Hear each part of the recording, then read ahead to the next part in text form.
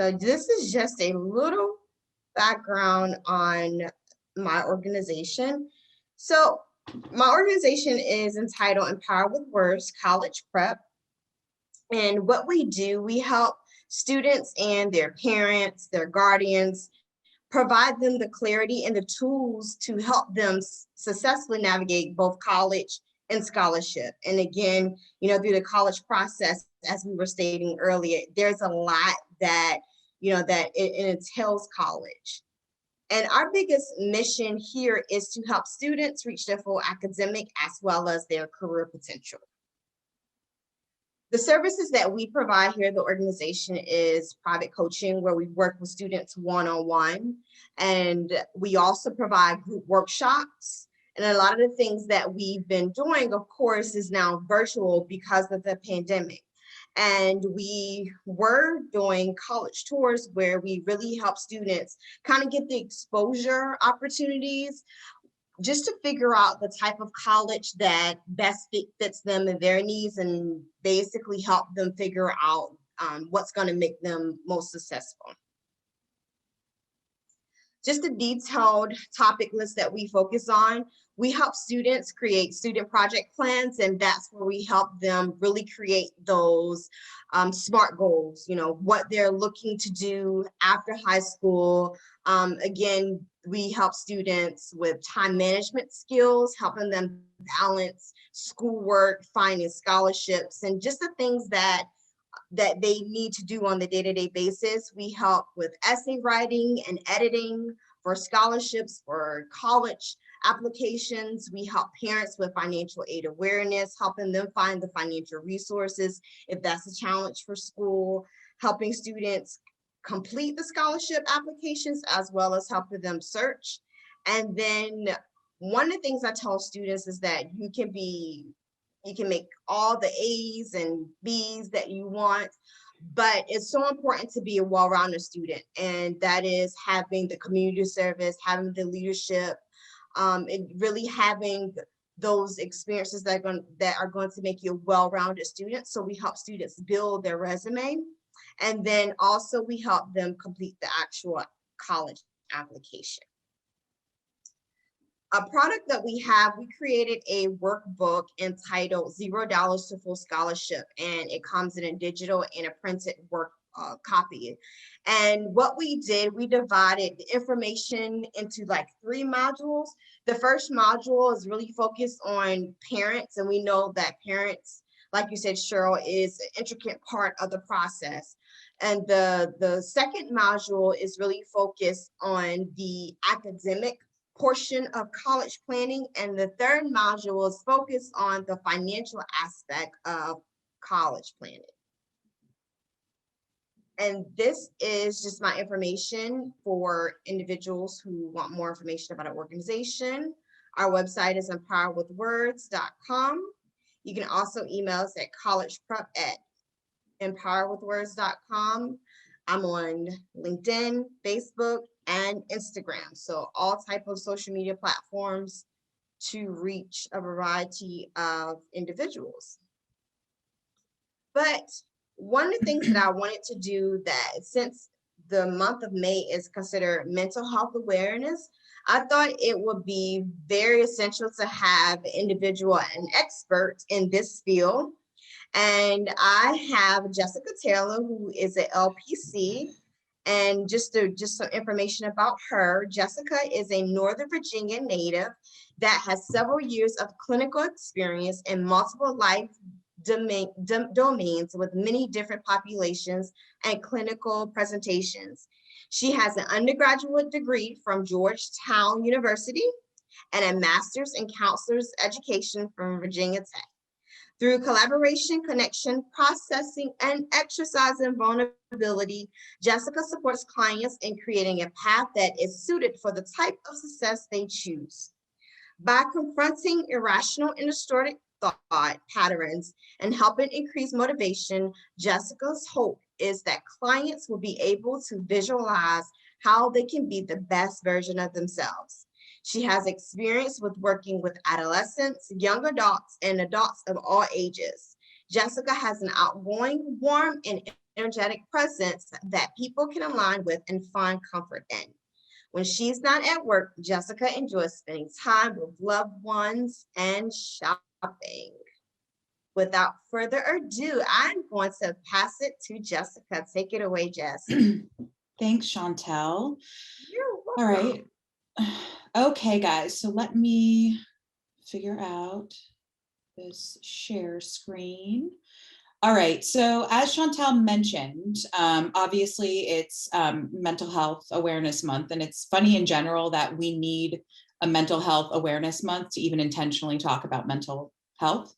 And number one, I think that one of the biggest issues that we have in general is obviously related to the stigma of mental health. And so kind of reframing the language of mental health to kind of look at mental hygiene. You know, we can put all of this effort into exercising, drinking an appropriate amount of water, counting our macros, but for some reason it doesn't feel natural or important to focus on our minds.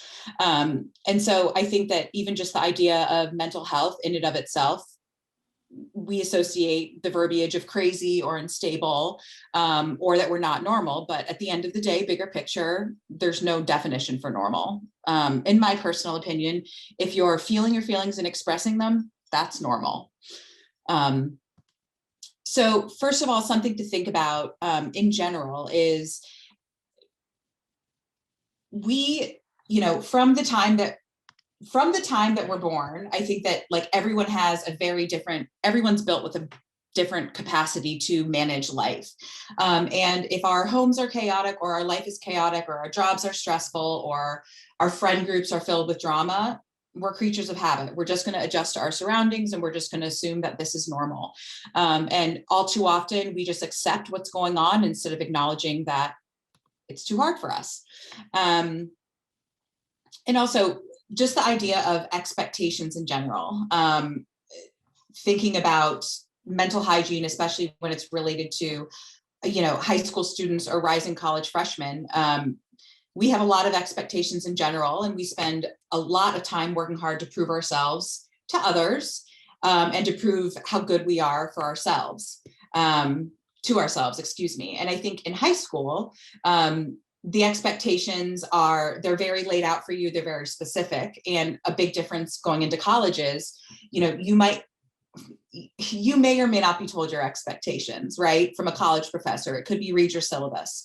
There's a lot less, I guess, micromanaging. And that's something that I think high schoolers have a hard time adjusting to when they're transitioning to college. Transitions. This is a huge life transition for a lot of people in this age group. First of all, it's the changing of roles and expectations. You're no longer just a peer or someone's child. You are now expected to be an adult child. Your expectations increase, your stressors increased. And again, as I said above, like we're not all born with the same capacity. So if we're not acknowledging that the stressors are getting more difficult or more stressful, then they're going to take over us and we're going to feel like we have less control over them. And statistically speaking, there was a study done in fall out of 200 students. So more than half were concerned about their ability to care for their mental health. 82% of that 200 dealt with anxiety, 68% social isolation and loneliness, 63% felt feelings of depression, and 62% had difficulty focusing. And 1 in 5 out of that 200 had suicidal thoughts. So when we look at statistics like that, in terms of a group that small, it shows that like typically if we look around, at least half of us are feeling some type of way in related to these emotions. All right, how will I know if I'm struggling? And it's funny, like obviously it's geared towards helping rising freshmen, but it doesn't seem like we have any on this webinar right now. But good news is same rules apply as an adult. So first of all, I kind of wanted to go over like the basic symptoms. You know, I think that words like anxiety, depression, ADHD, they're thrown out so often and they're applied, you know, it's like if I'm scatterbrained, I'll be like, oh, I'm so ADHD. But really knowing the specifics of what these things look like, if you're a parent or if you're someone that's experiencing these things, it's hard to really identify like what I'm doing or what I'm feeling, what does it actually mean? So the biggest ones for anxiety, it's kind of quickly becoming overwhelmed. Any task seems like a big task. A lot of times anxiety can come across as like being snappy or irritable, having feelings of, you have so much worry and it's impossible to control. So your mind is you're overthinking everything. The more we overthink, the more we overfeel. And also one of the biggest ones with anxiety, and a lot of these bleed into like the other areas of the diagnoses or the issues that I'm talking about, but just generally speaking, difficulty focusing or managing tasks. And I think a lot of students experience these things, but they don't recognize that it's anxiety. They either just assume that it's just part of the role that I'm in as a student, or this is just part of my expectation and I'm not meeting it. Depression symptoms to look out for. Persistent feelings of sadness, again, the irritability, getting easily frustrated, lack of interest in activities. All too often, I see a lot of the lack of interest in activities. So someone doesn't need to have all of these things to be validated as depressed. Like if we're feeling a lack of interest in activities and we're feeling sad, it's like, we should validate that and say, I'm struggling with feelings of depression. Diagnoses are required as a code to submit to an insurance company. So I think all too often we get caught up in what a diagnosis means, what are the number of symptoms that I have, but at the end of the day, all of these would fall into line for someone that experiences depression. Trouble focusing, again, that's something that comes up often, especially with students, and sleeping too much or too little. And when we sleep too much, we get overtired. When we sleep too little, we think that we can catch up on sleep, but that is actually a myth. There's no catching up on sleep. You can never fully kind of recoup your body. So students all too often fall into this pattern of, I'm going to pull an all-nighter because I have this assignment due, but it's okay because I can catch up on my rest tomorrow. That doesn't exist. That's not how our bodies or our minds work. ADHD symptoms, very similar to the other two. Distractibility, unable to finish tasks. But the biggest difference between the three of these is impulsivity. People with ADHD, because they have a hard time maintaining focus, and it might be too hard to make a well-informed decision. So they react impulsively. Oh, sorry. My Siri just spoke to me. Substance abuse issues. This one's really hard because, and we'll get to this later, I think that whether or not parents approve a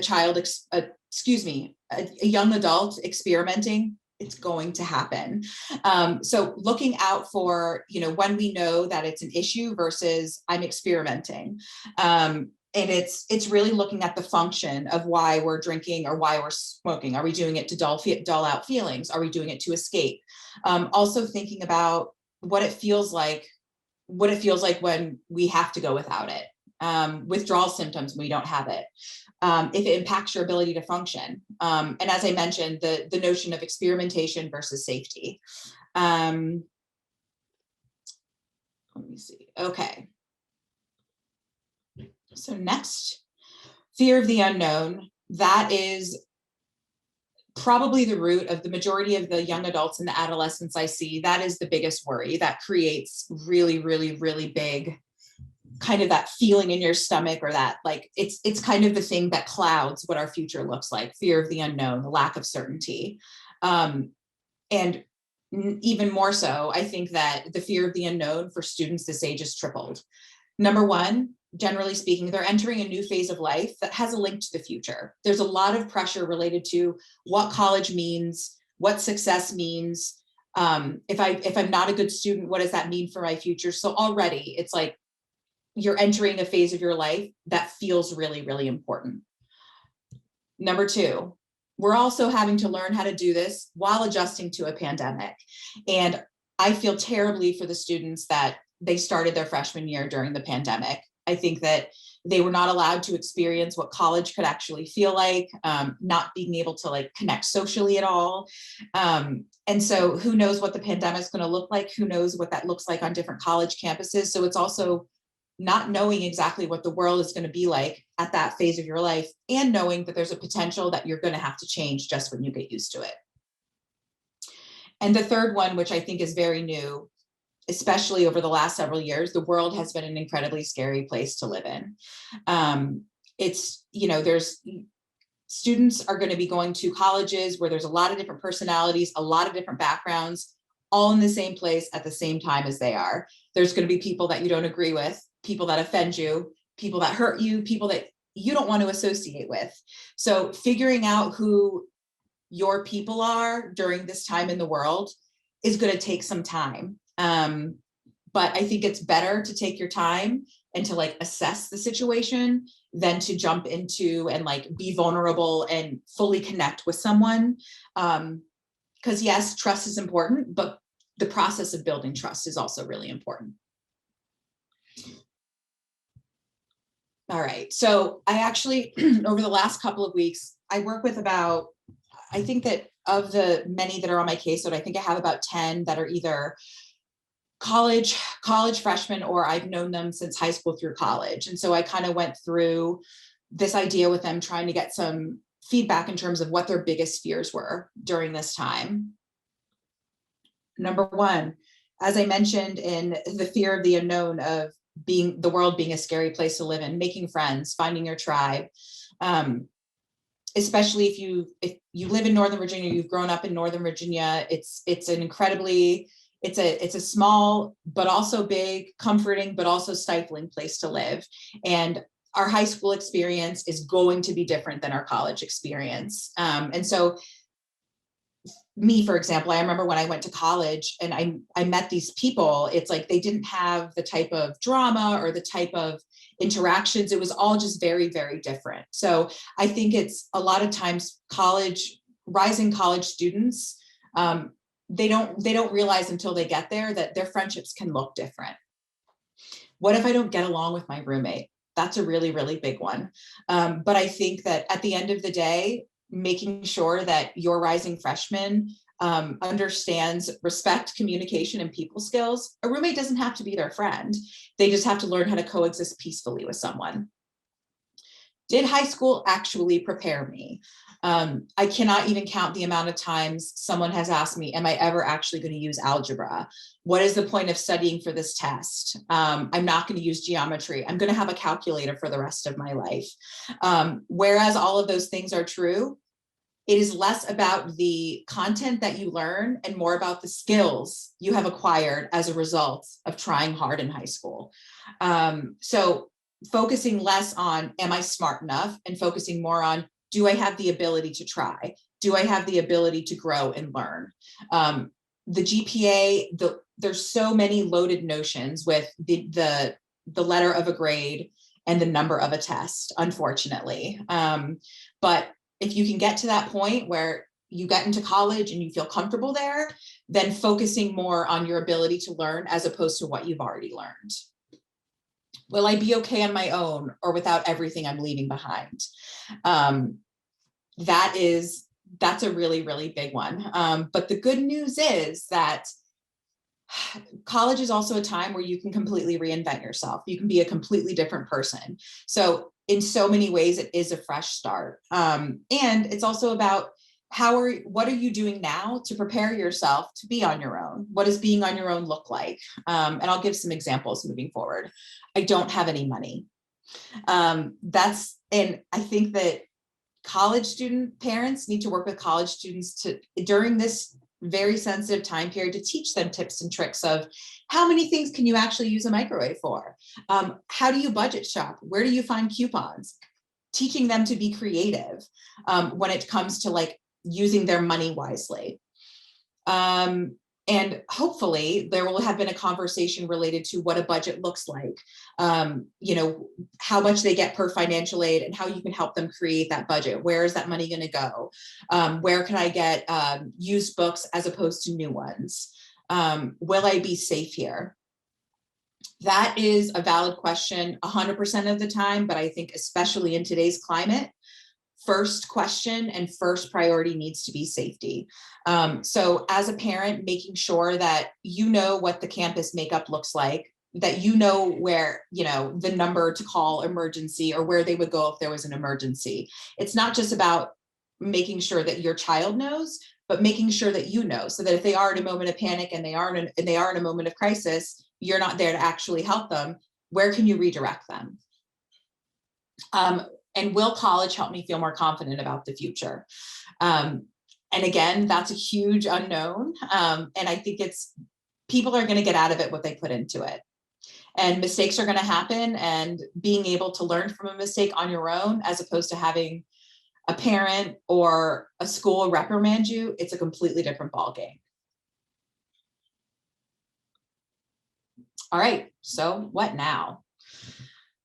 Parents, helping identify areas of weakness with your child. So really, really using the summertime to sharpen skills. So, if they're terrible with time management, it's like, how can you help them practice time management? Teaching them to do laundry. Basics of communication, even the idea of and I think I have this in here coming up, it's even teaching them how to write a more professionally polished email, right? I've seen so many I've seen so many teenagers emails to their teachers, and the way that they address their teachers. I think that this year has really, we've kind of forgotten people's skills, right? It's not natural to engage with someone, and people that experience anxiety, or maybe they have a stutter, or maybe just socially they have a really hard time. In some ways, this is going to make them feel like they're pushed back. So really taking this time over the summer to force them to practice communication, to put them in positions where they have to step out of their comfort zone. Like if they need a doctor's appointment, have them call and set it up. Reading. Summer, yes, it's a time to take a break, but if you don't like reading as a high schooler and you say that you're terrible at it, it's only going to get worse.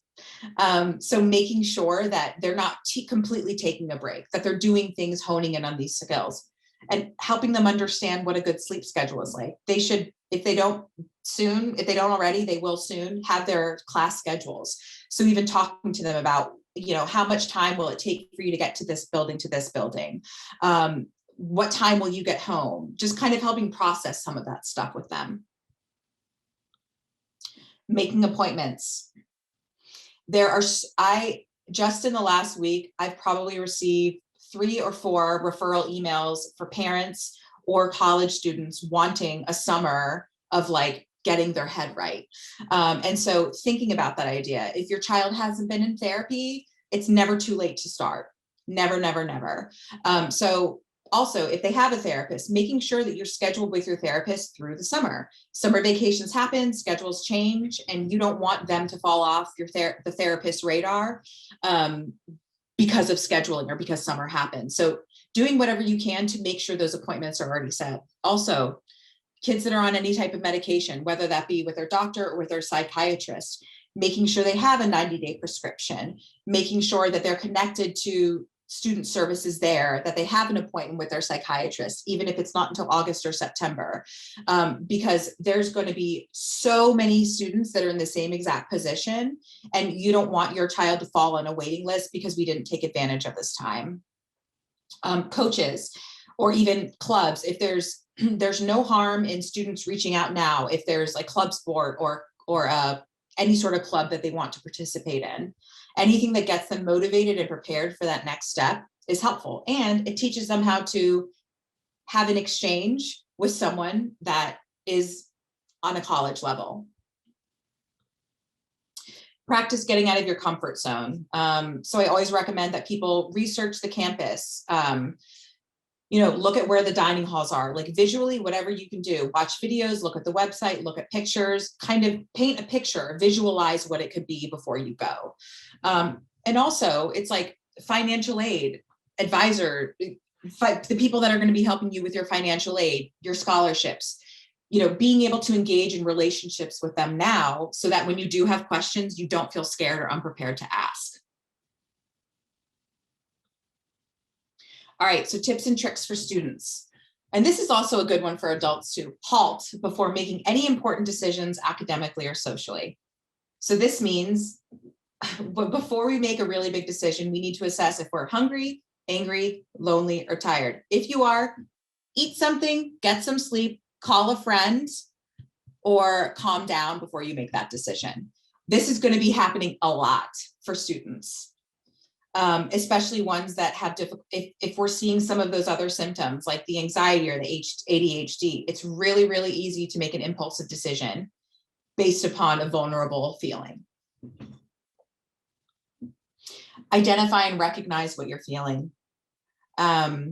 Instead of just saying, oh, this is okay, or accept that you're overwhelmed and stressed, try to slow down your mind a little bit and evaluate whether or not what you're dealing with can be improved. Like, are you tired because you're staying out too late, or because you don't manage your time well? Are you procrastinating? Are you homesick? And just like we have a tendency to make things bigger, we have a tendency to make things smaller. So instead of minimizing like, oh, well, my problem's not that bad, or, oh, I'm sure people are worse off than me, that's not helpful. All you're doing is invalidating your feelings. And just as we invalidate our feelings, we also make them really, really, really big. So kind of really slowing things down to recognize what you're feeling. Taking small bites of really big problems. Any problem can be broken down into really, really, really small pieces, even if it doesn't seem that way. Being okay with alone time. That's really, really, really hard, especially when you're trying to figure out who your people are. But all too often we get stuck in a world of, we go from activity to activity to activity, person to person and person. And when the dust settles and we're alone with ourselves, a large amount of people don't feel comfortable with that feeling of just like being. And this is something that is an important life skill that parents and students need to be working on from the get-go, because you're not always going to have people around. You're not always going to have things to do. And if the pandemic has taught us anything, it is that. So learning how to be okay with alone time and the difference between lonely versus alone. Making an effort. This sounds really silly, but at the end of the day, everything's about making an effort. Are there habits that you need to change?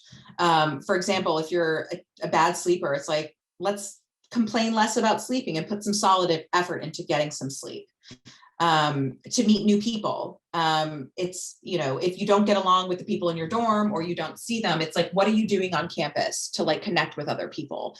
Are you going to events even if they don't interest you? Are you trying at a different dining hall even if it's further away from you?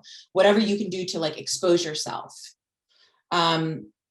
Trying new things. It's like, just because you didn't like playing a particular instrument in high school doesn't mean you shouldn't go watch a band practice. Like, there's so many options to get out of your head and out of your comfort zone.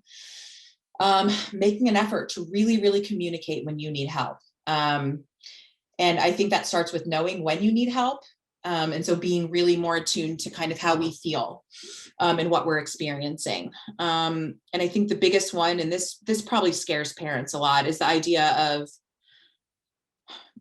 parents are for the most part, if people are lucky enough, the biggest support system that we can have as children are our parents. And without our parents to build our support systems, what do we do?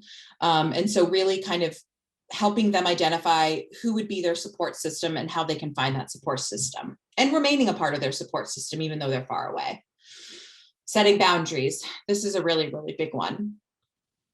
And that's setting boundaries with others, with your habits, with yourself, and knowing your limits. Like, for example, if a college student is saying, yep, I'm going to go to this party, it's like going in full force without knowing your ability to manage your environment, your ability to understand what alcohol content is, the ability to know what it is you're actually ingesting, really, really, really weighing the risk versus the benefit of decisions that you're making, especially if they're illegal and or not good for your health.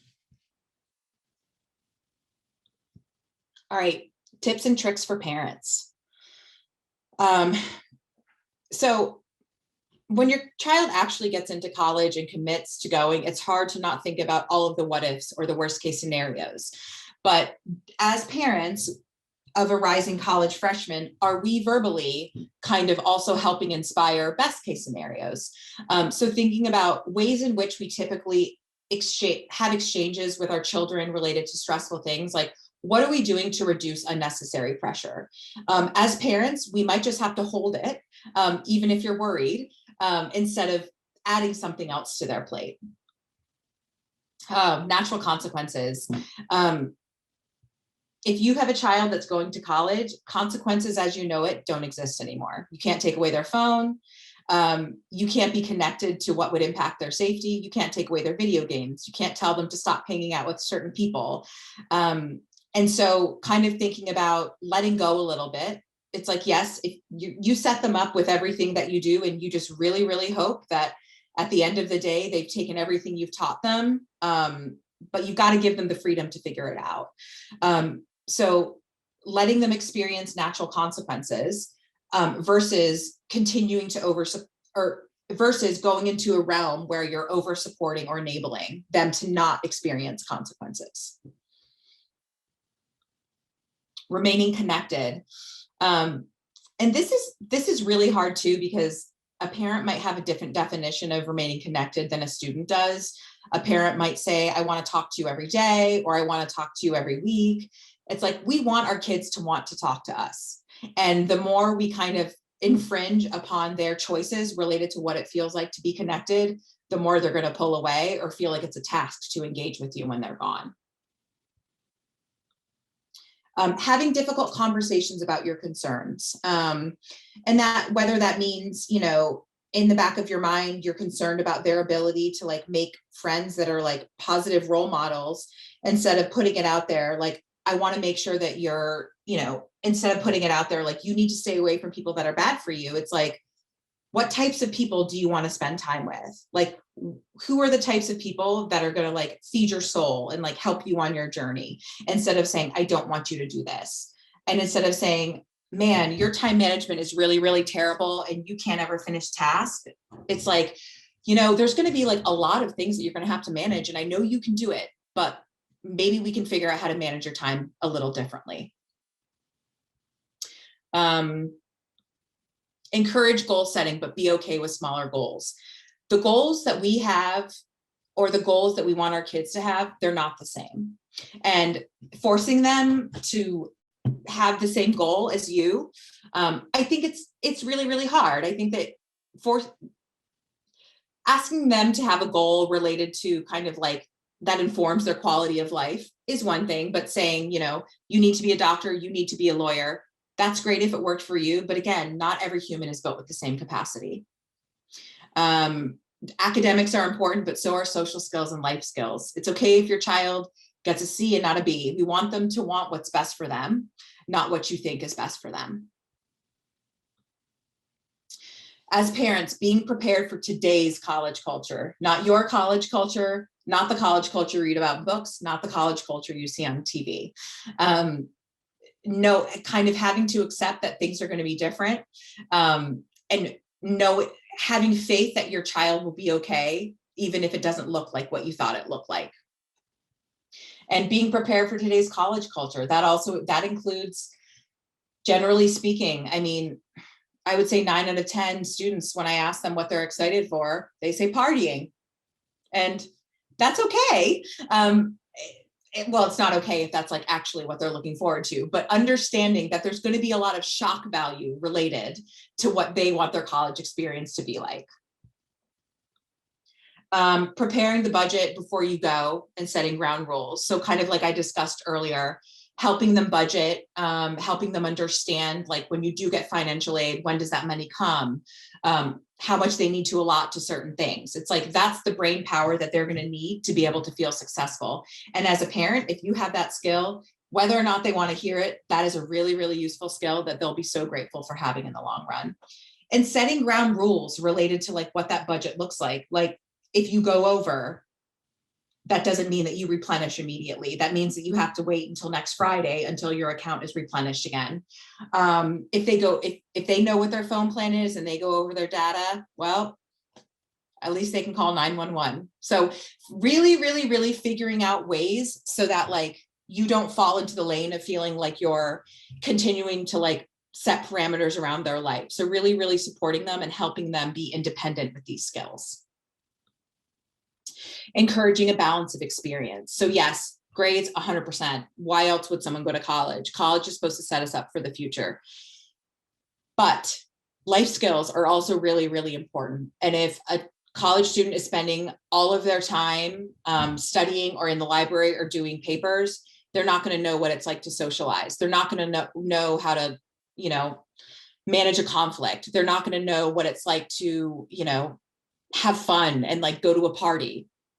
So there are so many important things that come with being in college that aren't just about school. So letting them know, yes, that's your priority, but it's also really important for me, XYZ.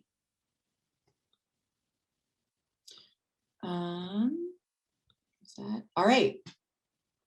And that is it. Any questions, thoughts, comments from all 4 people?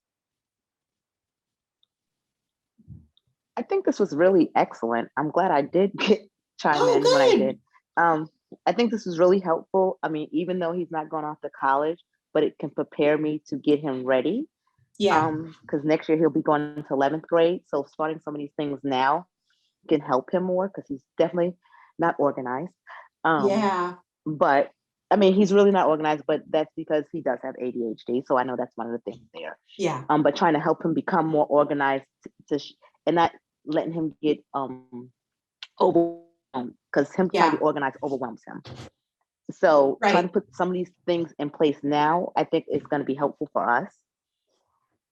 Absolutely. And no, Cheryl, and I think that's a great point. Like it's never too early to start like those basic, I feel like any sense of independence that you can help teach and instill in your child, like that lends to their success and yours as a parent, right? So I think that anytime it's like all of these tasks, like budgeting, all of that stuff, it's like, yes, teens and young adults are going to gripe, but man, when they get to their future and they're like, yes, I'm independent, I didn't have to call my mom for this. Like, that's a really, really good feeling. And I don't think I have a huge population of failure to launch clients, right? Like these young adults whose parents, you know, held their hand for good reason, right? But they held their hand and they made a lot of their decisions for them. And then these kids are just left floundering. Right. Okay. Anything else? And Cheryl, if you want, I can email you this.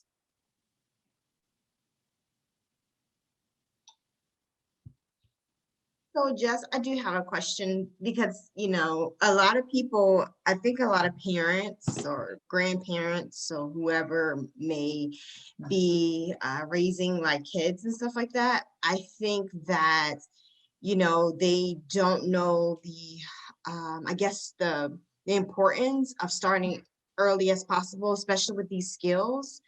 You know, what are your thoughts when you, especially when you have like these kids that are in middle school age? Like, what are your thoughts when you're talking to these parents, especially like when their mindset is not particularly focused on that, because they're just like, oh, well, we'll have time for that.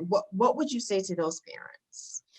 Well, I kind of look at it as anything that involves increasing a sense of accountability and responsibility. Anything. It's like even just that, I mean, yes, I know chores are terrible, but sometimes it's like the idea of a lot of times parents give extra chores to kids as a punishment. And where I understand, like that makes sense. On the other hand, it's really, really hard to instill just the importance of like doing a task that's required of us. And it will be right for the rest of our lives. But I also think like whatever any parent can do to praise their child when they do something well, even if they were supposed to do it. I think that's hard. I think a lot of times parents, and I get it, because it's like you're sick of telling your kid to always clean up the room or do their things. You're sick of micromanaging. And then when they actually clean their room, it's like, why am I going to praise them for doing what they were supposed to do? It's like, well, they did it. They took accountability and they stepped up. So I think that like finding moments when you see your child being independent or being able to hold themselves accountable, like being able to identify like that is an important life skill. Right. And I found so many parents that are struggling with that and the mentality of they have to do it. And then when they don't do it, this is where the challenge comes in for the parent.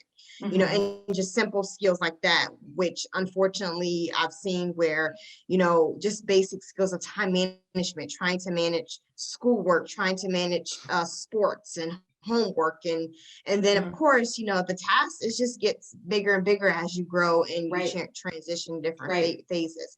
So I've definitely seen a lot of parents struggle in that particular area. Absolutely. Well, I was also even thinking about, what I kind of recommend sometimes, even, early high schoolers, like, especially the idea of money, like the illusion of what money means and what it's worth. It's like, you don't know until you actually only have your money, right? But when it's someone else's, so even the idea of budgeting, it's like telling your kid, it's like, all right, here's a list at the grocery store, here's $50. Like, teach them how to budget. And it's like, if you can stay under this budget, you can spend the remaining money on a snack of your choice, right? Like having it be like a mutually invested thing, especially things related to money, or, even, like I said, setting up doctor's appointments or things that seem really small, but those small things, a kid typically doesn't want to do it because it's anxiety provoking for them.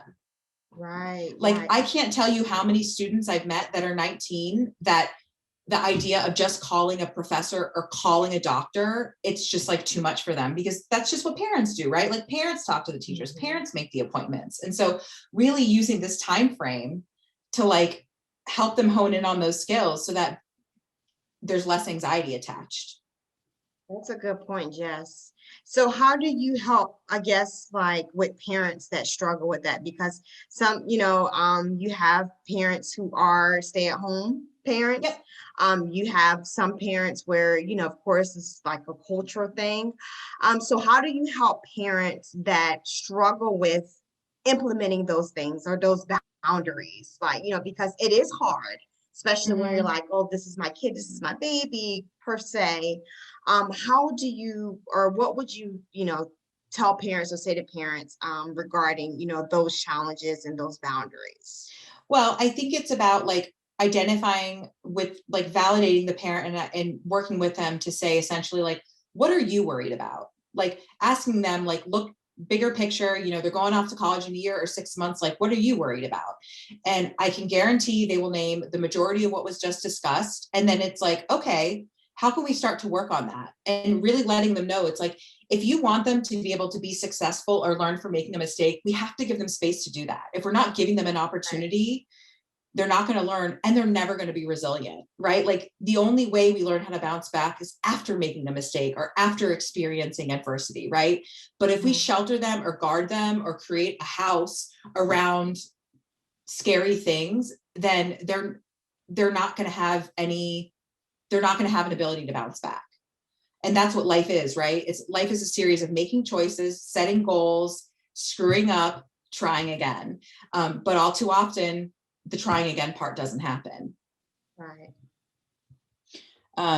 But I do think, like, Shantel, for you, it's like, it's important, I think, that like the fact that you even have this company that exists.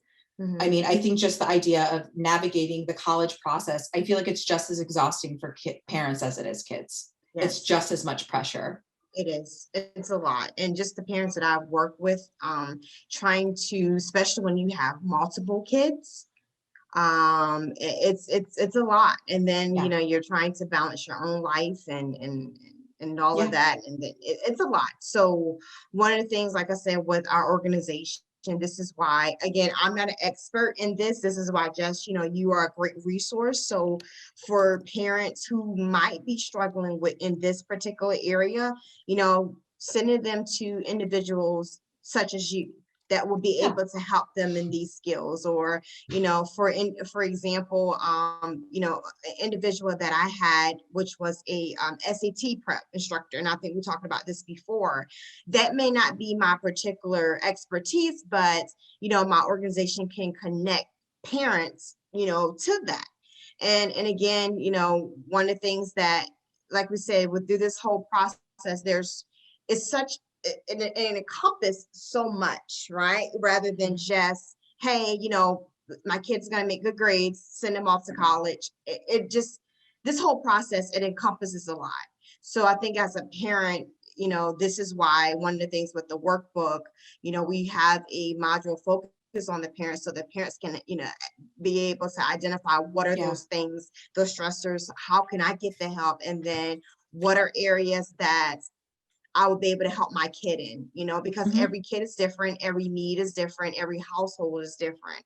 So I definitely think it's so imperative, you know, for parents. And I tell parents, grandparents all the time, start the process early, you know, with, you know, do this transition, because again, college might not be for the kid, but guess what? They're going to have to learn these skills, whether they go into a job, you know, a trade, you know, business, whatever the case or scenario may be for that particular family, but just learning these things and getting the resources that they need in order to be successful, because that's what's most important, right? Yeah, absolutely.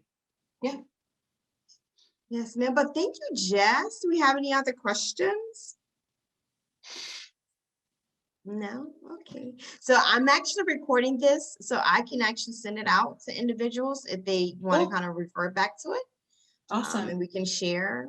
So definitely. All right. Thank you. And thank you, Cheryl and Shantel. Thank you. It was excellent. Yeah. Thank you very much. Thank you. All right. Talk to you later. All right. Thank you, ladies. Bye. Have a good night. All right. Bye. Have a good evening. Bye-bye. Bye-bye.